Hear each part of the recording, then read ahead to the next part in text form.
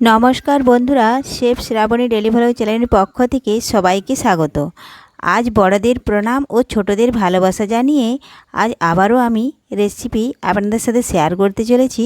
আপনারা প্রথম থেকে পুরো ভিডিওটা শেষ পর্যন্ত দেখতে থাকুন। চলুন তাহলে শুরু করি। তো দেখুন বন্ধুরা, এখানে আমি আগে থেকেই 4টে সজনে ডাল নিয়েছি, তো বেছে নিয়েছি। আর এই দেখুন, এগুলো আমাদের বাড়ির সজনে শাক। আর এই যে নোটে শাক নিয়েছি, এগুলো আমাদের বাড়ির, কোনো স্বাদ ছাড়াই। তো দেখুন বন্ধুরা, সজনে শাক ভাজবো এই নোটে শাক দিয়ে। তো সজনে শাক অনেক সময় সেদ্ধ হয় না, আর আমরা সেদ্ধ করি চুন দিয়ে কিংবা খাওয়ার সোডা দিয়ে সেদ্ধ করে, আর সেই জলটা আমরা ফেলে দিই। কিন্তু ওইভাবে সজনে শাক ভাজলে তার গুণাগুণ নষ্ট হয়ে যায়। আর দেখুন বন্ধুরা, এখানে আমি কড়াই বসিয়েছি, তো তেল ভালোভাবে গরম হয়ে গেছে। আর দিলাম ফোড়নে শুকনো লঙ্কা। এখন আমি কয়েক কোয়া রসুন থেতো করে রেখেছি, রসুনগুলো দিয়ে দিলাম। এখন রসুনগুলো ভালোভাবে একটু লাল লাল করে ভেজে নেব। তার আগে যদি কোনো বন্ধু নতুন হয়ে থাকেন আমার চ্যানেলটি সাবস্ক্রাইব করে বেল আইকন হলে সেট করে দিন সবার প্রথমে আমার রেসিপি পেতে। তো দেখুন বন্ধুরা, রসুনগুলো আমি একটু নাড়াচাড়া করে নিচ্ছি আর ভালোভাবে লাল লাল করে ভেজে নেব। এই দেখুন, লাল লাল করে ভেজে নেব। আর লাল লাল করে ভাজা হয়ে গেলেই আমি যে ধুয়ে রেখেছি সজনে শাক আর নোটে শাক বনিয়ে রেখেছি, সেগুলো আমি দিয়ে দেব। আর আপনারা সকলে জেনে থাকবেন, লোটে শাক বা সজনে শাকের গুণাগুণ সম্পর্কে কম বেশি সবারই জানা আছে। তো সজনে শাক খাওয়া খুবই ভালো। আর বাড়িতে সজনে শাক ছাড়া বাকিতে সব কিছুতেই সারের তৈরি, খালি সজনে শাক বাদ দিয়ে। তাই সজনে শাকের গুণাগুণ সম্পূর্ণ বজায় রাখতে এইভাবে সজনে শাক ভাজতে হবে।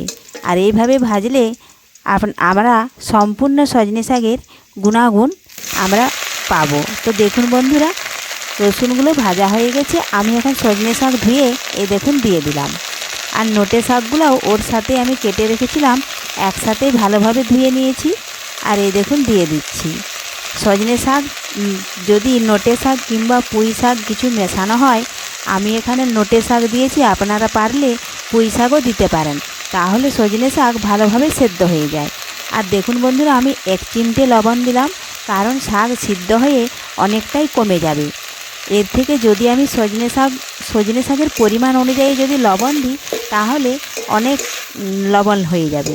এই জন্য দেখুন, সেদ্ধ হওয়ার ফলে অনেকটাই কমে যাবে। এই জন্য আমি 1 চিমটে লবণ দিলাম। আর ভালোভাবে দেখুন নাড়াচাড়া করে তেলের সাথে লবণ ভালোভাবে মিশিয়ে নিলাম। এই দেখুন, এখন আমি যাতে শাক ভালোভাবে সেদ্ধ হয়ে যায় 2 মিনিট ঢাকা দিয়ে রেখে দেব। তো দেখুন বন্ধুরা, 2 মিনিট পর ফিরে এলাম আর ঢাকা তুলে নিয়েছি। তো দেখুন, যতটা সজনে শাক আমি দিয়েছিলাম তার থেকে দেখুন অনেক কমে গেছে, মানে সজনে শাক সেদ্ধ হয়ে গেছে, এই জন্য দেখুন কমে গেছে।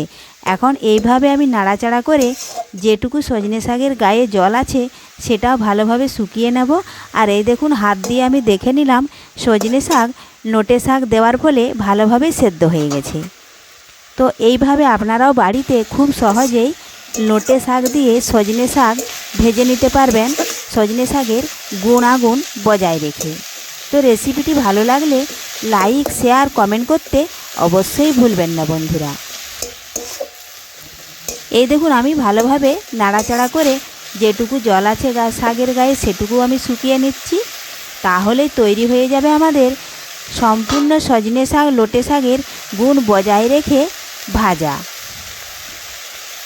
তো এইভাবে আপনারাও বাড়িতে একবার ভেজে দেখবেন, খেতে দারুণ টেস্টি হবে। আর সজনে শাকের দেখুন কালারটা কি সুন্দর এসেছে, একদম সবুজ টকটকে ভাব হয়েছে। এ দেখুন। তো দেখুন বন্ধুরা, যেটুকু জল ছিল শুকিয়ে গেছে। এখন আমি এটা নামিয়ে নেব। তো ধন্যবাদ, ফিরে আসছি আবারও কোনো নিত্য নতুন রেসিপি নিয়ে। আপনারা সবাই ভালো থাকবেন।